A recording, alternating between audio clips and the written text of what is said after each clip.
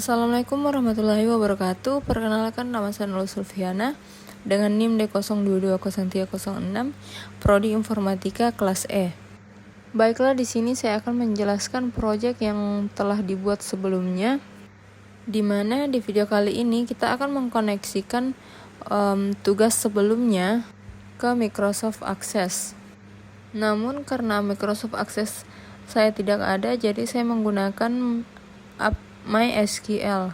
Untuk mempersingkat waktu, baiklah kita langsung masuk ke pembahasan masalah codingan atau kode programnya. Untuk kode programnya sendiri, pertama kita akan menjelaskan mengenai tombol simpan atau button simpan. Tombol simpan ini sendiri berfungsi untuk menyimpan data kepada file teks. Adapun shortcut yang ada pada tombol simpan yaitu antara lain sebagai berikut. Di sini terdapat import system 10, yaitu berfungsi untuk mengimpor namespace sistem yang diperlukan untuk bekerja dengan operasi file.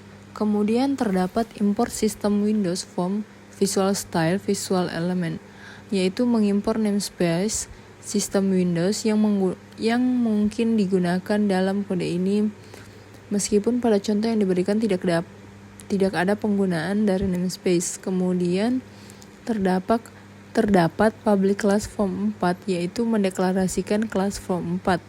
Kemudian baris berikutnya terdapat perintah private sub button click, yang dimana perintah ini mendefinisikan serbutin yang akan dieksekusi saat tombol button 1 diklik. Pada contoh ini, saat tombol diklik, serbutin ini akan menampilkan teks yang dimasukkan oleh pengguna dari text box 1, text box 2, text box 3. Kemudian data akan diformat menjadi string yang akan disimpan ke dalam file dengan menggunakan objek string writer. Setelah data disimpan, form 2 akan ditampilkan dan pesan berhasil disimpan akan ditampilkan menggunakan message box. Kemudian ada perintah dim nama as string sama dengan text box 1 text box mendeklarasikan variabel nama yang akan berisi teks dari text box 1 digunakan untuk menambahkan baris baru setelah teks. Kemudian terdapat dim harga as string mendeklarasikan variabel harga yang akan berisi teks dari text box 2 yang akan digunakan untuk menambahkan baris baru pada setelah teks. Kemudian terdapat dim kyt as string mendeklarasikan variabel kyt yang akan berisi teks dari text box 3 digunakan untuk menambahkan baris baru setelah teks. Kemudian terdapat dim data as string format,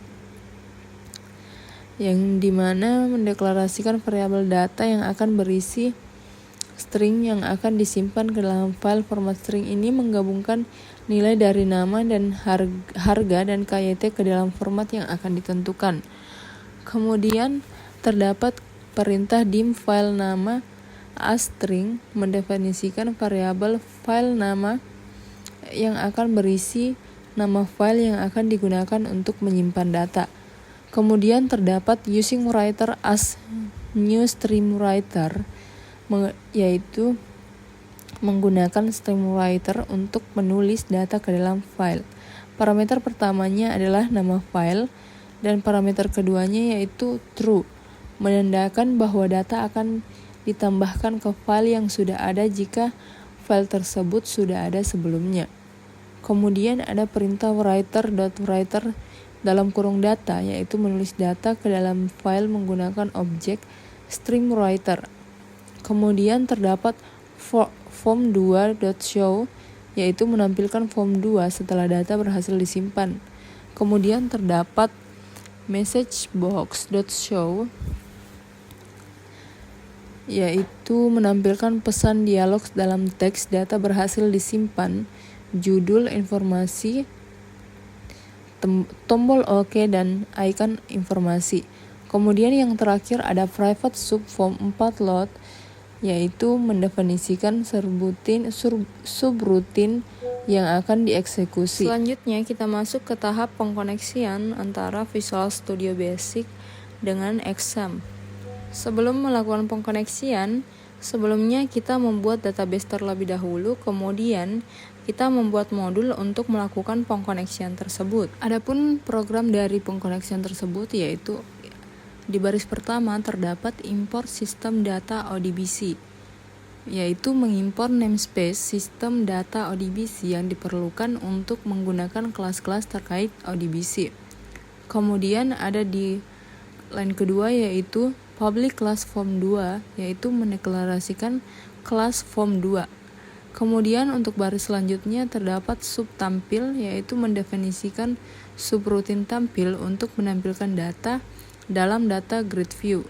Kemudian terdapat call koneksi, yaitu memanggil subrutin koneksi dari modul koneksi untuk membuat koneksi ke sumber data. Kemudian terdapat perintah DA sama dengan new ODBC data adapter, yaitu membuat objek ODBC data adapter dengan pernyataan SQL yang akan mengambil semua data dari tabel barang. Kemudian terdapat perintah DS new database membuat objek dataset untuk menyimpan data yang ditarik dari sumber data. Kemudian ada perintah da.fill dalam kurung DS barang, yaitu mengisi objek dataset dengan data dari tabel barang menggunakan objek ODBC data adapter. Kemudian terdapat perintah data grid view 1.data source, yaitu menempatkan sumber data source dari data grid view 1 ke tabel barang dalam objek dataset. Kemudian terdapat data grid view 1 read only sama dengan true, yaitu mengatur properti read only dari data grid view 1 menjadi true untuk mencegah pengeditan langsung pada data grid view. Kemudian terdapat perintah private subform 2 load, yaitu mendefinisikan subrutin yang akan dieksekusi saat form 2 dimuat, di mana subrutin ini memanggil tampil untuk menampilkan data. Kemudian ada perintah private subbutton click, yaitu mendefinisikan subrutin yang akan dieksekusi ketika tombol button 2 diklik pada contoh ini, yaitu form 4 akan ditampilkan. Kemudian terdapat perintah private subbutton 1 click, mendefinisikan subrutin yang akan dieksekusi ketika tombol button 1 diklik. Pada contoh ini, subrutin ini akan tidak memiliki implementasi. Subrutin label 1 mendefinisikan subrutin yang akan dieksekusi ketika label diklik. Pada contoh ini, subrutin ini tidak memiliki implementasi. Kemudian private subbutton 3 klik, yaitu mendefinisikan subrutin yang akan dieksekusi ketika tombol button 3 diklik, yang dimana penjelasan singkatnya form 2 ini digunakan untuk menampilkan data dari tabel barang dalam bentuk grid view. Ketika form 2 dimuat, data akan ditampilkan menggunakan subrutin tampil. Selanjutnya kita akan run program tersebut untuk menampilkan hasil. Untuk hasilnya dapat dilihat di video ini, seperti ini hasilnya. Kita klik tombol tambah, kemudian kita isi nama barang yang mau kita tambahkan tadi. Di sini misal kita masukkan nama barangnya yaitu Indomie, kemudian untuk harganya 3.500, kemudian untuk jumlahnya kita isi 1. Kemudian kita klik tombol simpan. Kemudian kita klik tombol OK. Dimana setelah kita mengklik tombol OK, maka akan muncul hasil seperti ini. Nah, itulah tadi penyampaian dari saya, kurang dan lebihnya mohon dimaafkan. Wassalamualaikum warahmatullahi wabarakatuh.